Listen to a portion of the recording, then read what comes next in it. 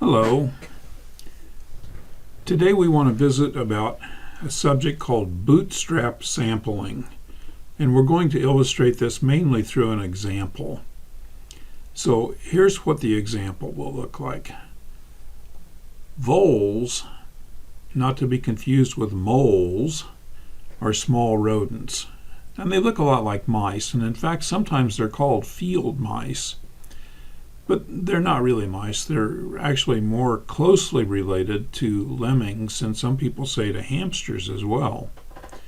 So they're little tiny things that scurry around and look like mice. And now suppose that I have an island, and I'm going to say an island because I want an isolated population.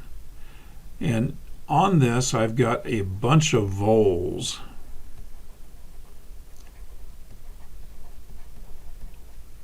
A bunch, that's a scientific term, a lot of voles. But what I want to do is to estimate mu, the mean weight of my voles. Now what do I not know? I don't know the distribution of weight, the distribution of weights. I don't know that. Usually it's normal, but I've heard rumors that voles' weights are in fact not normally distributed. So we don't know what to do there. We're going to have to go ahead into the future. Now we know that a point estimate could be obtained if I would take a sample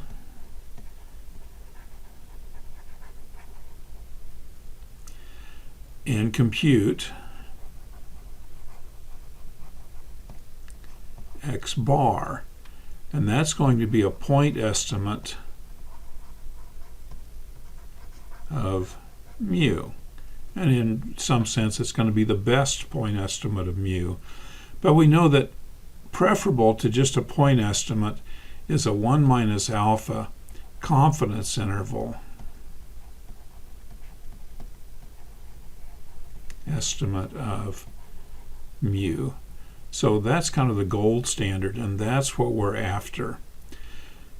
Now that doesn't seem like that's going to be too hard, because we know that the 1 minus alpha confidence interval estimate is going to be x bar plus and minus E, where E is the margin of error.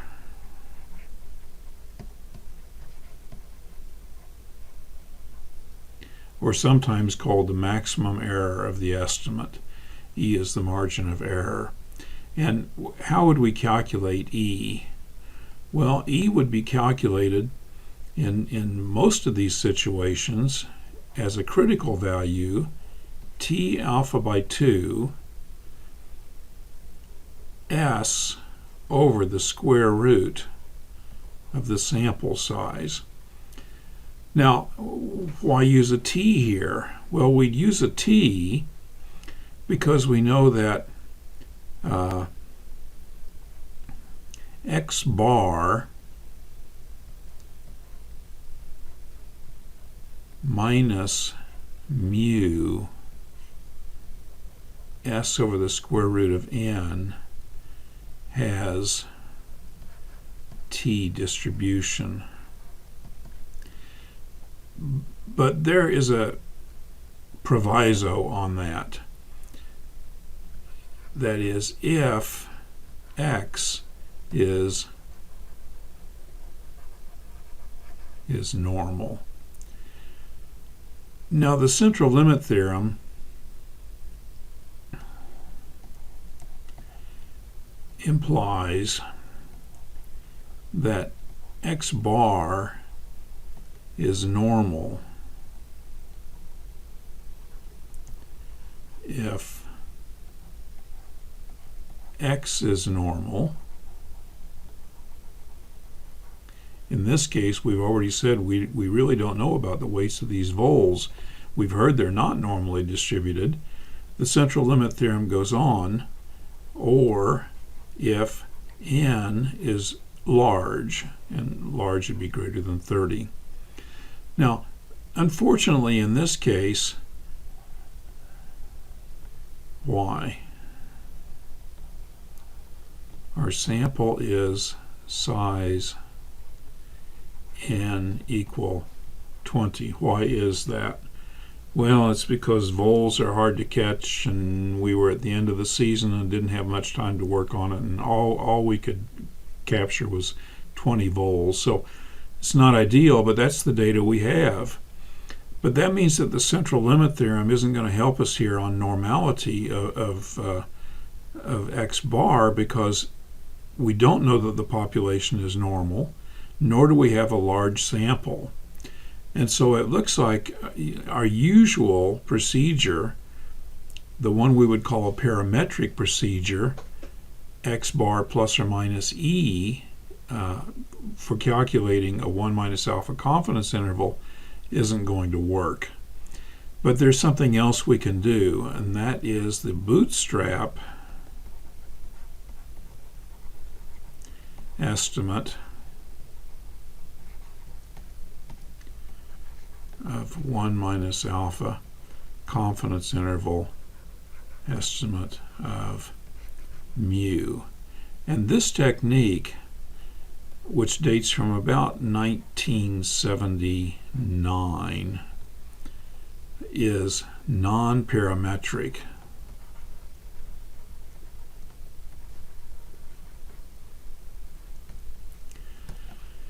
Meaning that it does not depend upon having X, the parent population, be normally distributed.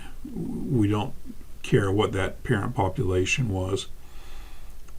And that's even got another plus, because the techniques we're going to use for getting a 1 minus alpha confidence interval estimate of mu are going to work equally well for sigma. And as we will be learning, or perhaps as we already know, we would usually use a chi-square distribution to find a confidence interval for sigma, and that definitely requires that the underlying population be normal. That technique is not nearly as forgiving as using a t-distribution, which we can violate the normality a bit and still come up with a good estimate for the mean, but not so much with estimates of sigma. But we can use the non-parametric method, Bootstrap. Been around since about 1979. It had been thought about earlier than that.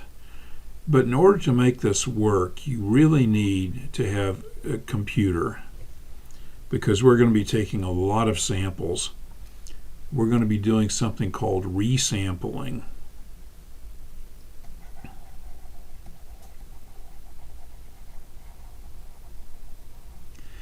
We're going to be resampling from our original sample of, in this case, n equal 20, and then forming an empirical probability distribution of x bar.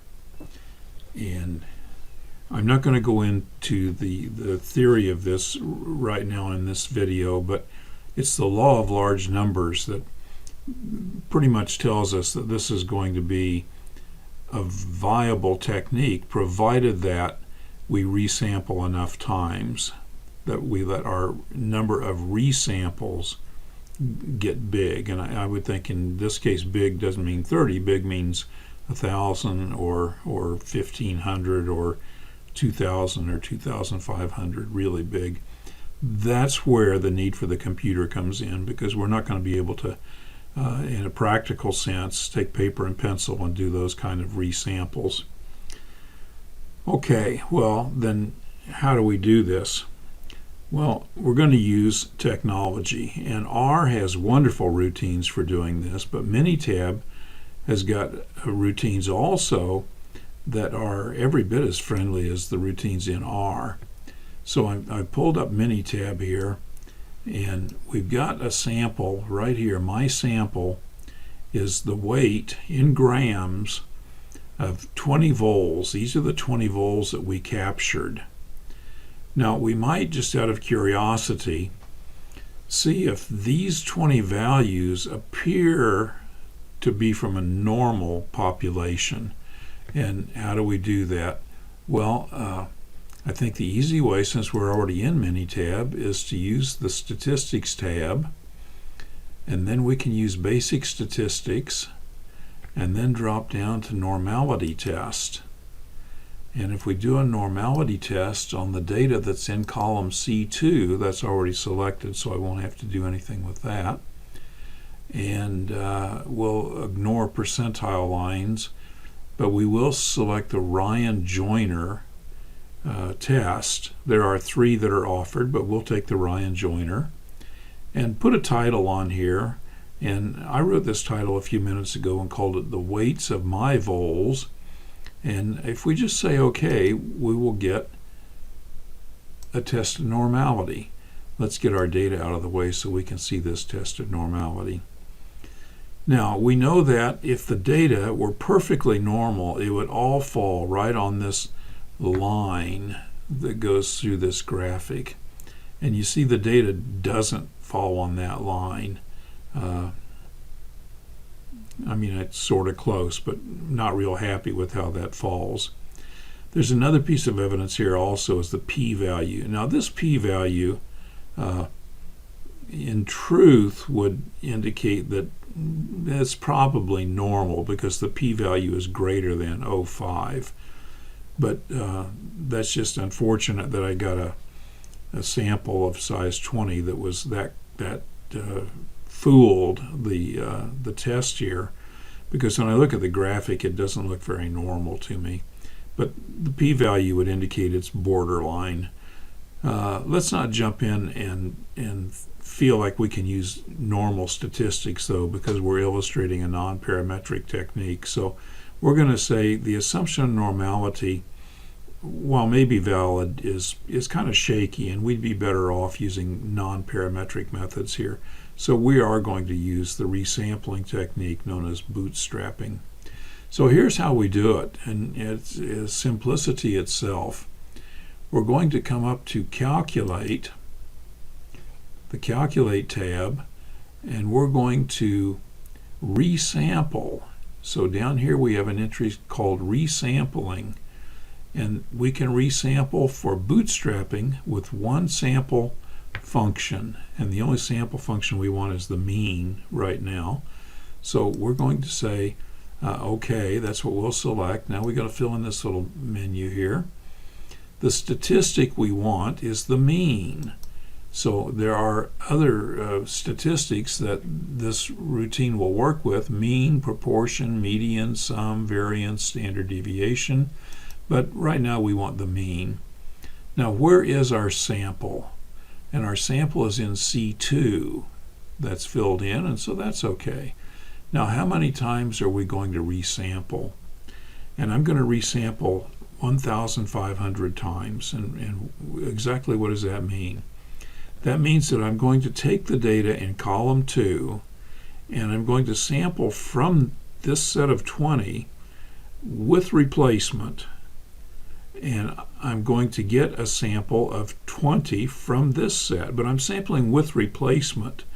So that means that something that is in this data set, maybe 44.7965, can be in my sample no times, or one time, or multiple times, because I sample with replacement.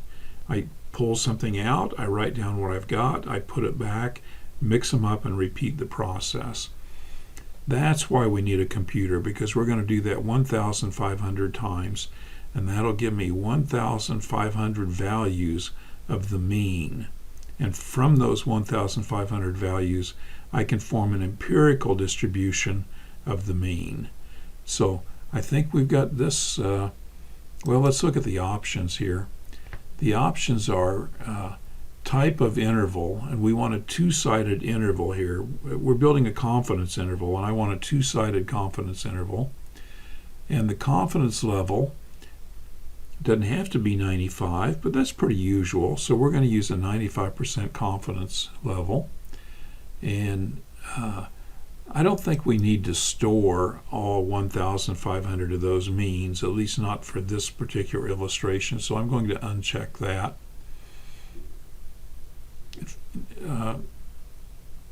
Let's do, I'm allowed to change my mind. Let's do store those.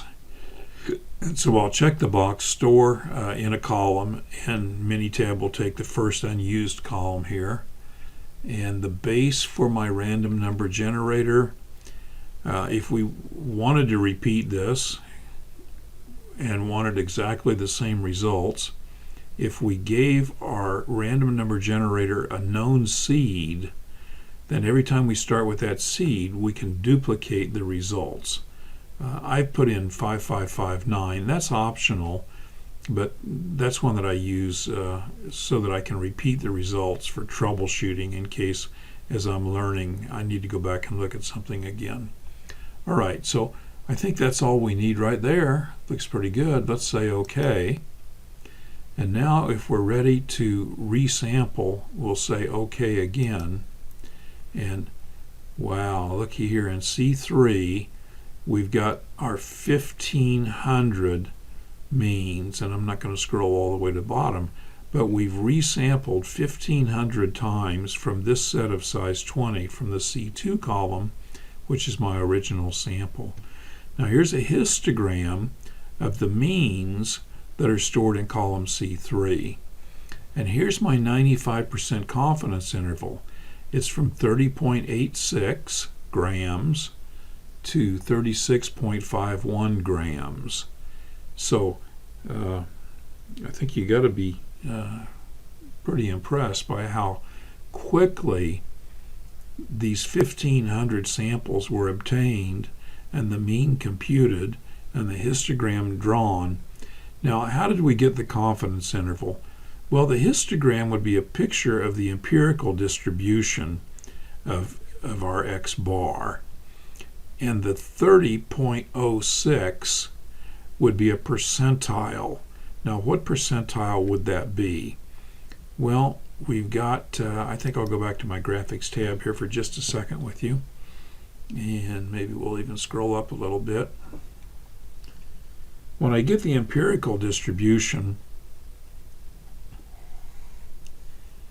it looks something like this. And this is going to be really a quick sketch. So I'm not trying to make this look like anything in particular. But from this empirical distribution,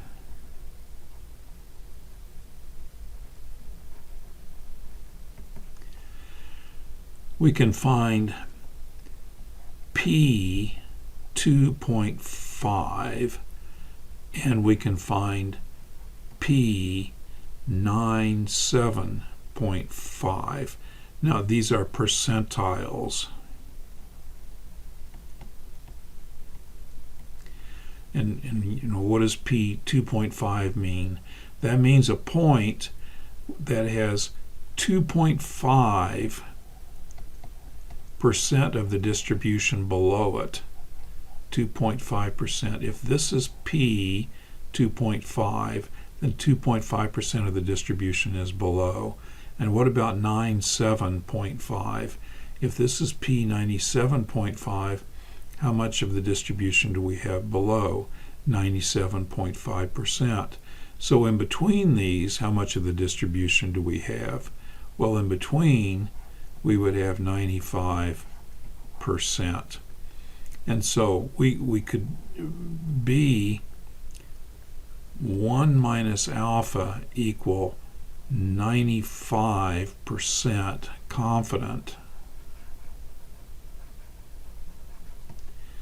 that we've trapped mu in this Bootstrap confidence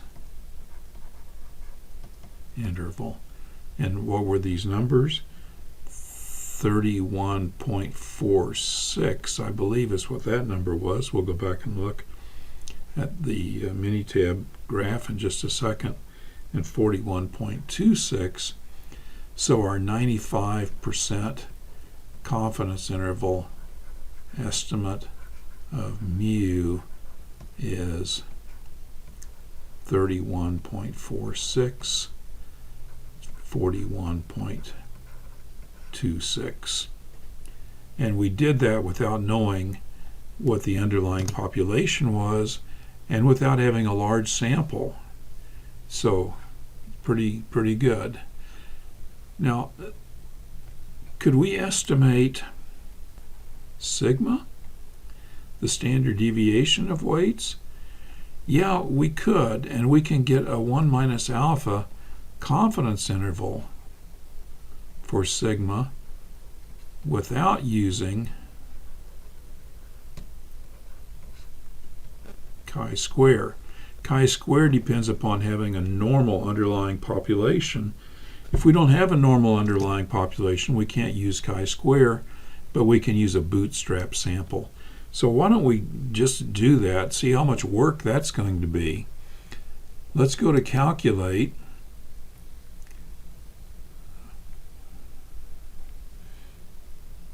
Resampling for one function, and that function is going to be this time the standard deviation. The sample is still in C2. The number of resamples is 1500. Here's our options again. Two-sided, 95% confidence. This time I think we'll not store those. And I think if we just say OK and OK again, this is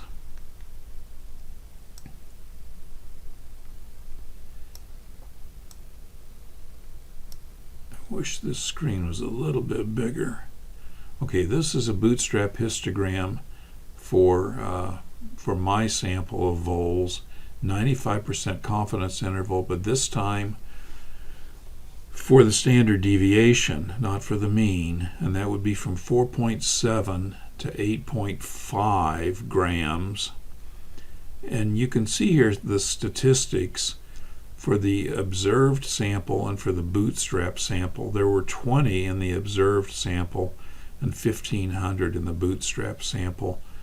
We will occasionally need that, but here's the 95% confidence interval all laid out for us. And that was just super easy. And this is a non-parametric approach to finding this confidence interval. I guess there was one other thing that I was going to show you, and that was, we stored the means whenever we did our first Bootstrap sample here, and in column C3 we have 1,500 means. And we're going to go back and put this graphic up, and we found that our the numbers I had a minute ago was for a different sample because we got slightly different numbers when we resampled. But this is our confidence interval. Now, just to verify that this is a percentile, let's go to calculate and use the calculator. And the calculator will let me calculate percentiles. And here is the command. It uses the function percentile, and I tell Minitab what column of data I want to get percentiles from. And it looks like now that would be C3. So let's see if I can edit this. C3. And what is the probability, the percentile that I want? And I want the 97.5. We're going to try to get this upper value. So we'll say 0.975. So I want the 97.5th percentile of the data in column C3. Say OK. And that I had said store that in C5. So we've got 36.5102 And of course, that's what Minitab came up with when it did the Bootstrap routine for us. We could do the lower limit. It works the same way. So that's all that I want to show you in this video. Pretty cool way, non-parametric way, to find the value of confidence intervals when you don't meet the requirements that you need in order to use the normal statistics. So we'll close this for now. Thank you for being here.